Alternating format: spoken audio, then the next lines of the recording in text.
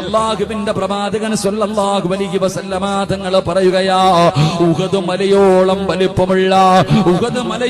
വലിപ്പമുള്ള സ്വർണം നീ ദാനധർമ്മം ചെയ്താലും ആ ബദറിൽ പങ്കെടുത്ത സ്വഹാബികളുടെ മഹത്വത്തോളം നിനക്ക് വരില്ലെന്ന് ആദരവായ പ്രവാചകൻ നബി മുഹമ്മദ് മുസ്തഫ സ്വല്ലല്ലാഹു അലൈഹി വസല്ലമ തങ്ങൾ ഖാലിദ് ഇബ്നു വലീദ് റളിയല്ലാഹു തആല അൻഹു അബ്ദുറഹ്മാൻ ഇബ്നു ഔഫ് റളിയല്ലാഹു തആല അൻഹുവിനോട് സംസാരിക്കുമ്പോൾ ഒന്ന് ശബ്ദമുയർത്തി സംസാരിച്ചു, ഒന്ന് ദേഷ്യപ്പെടുന്ന രീതിയിൽ ഒന്ന് സംസാരിച്ചപ്പോ അള്ളാഹുവിന്റെ പ്രവാചകൻ സ്വല്ലല്ലാഹു അലൈഹി വസല്ലമ തങ്ങൾ അവിടെ നിന്ന് ഓർമ്മപ്പെടുത്തി, ബദറിൽ പങ്കെടുത്ത സ്വഹാബിയ, ഉഹദ് മലയോളം സ്വർണം നീ അള്ളാഹുവിന്റെ ദീനിന്റെ മാർഗത്തിന് വേണ്ടി ചെലവഴിച്ചാലും ഈ ബദരീങ്ങളോളം മഹത്വം നിനക്ക് വരില്ല.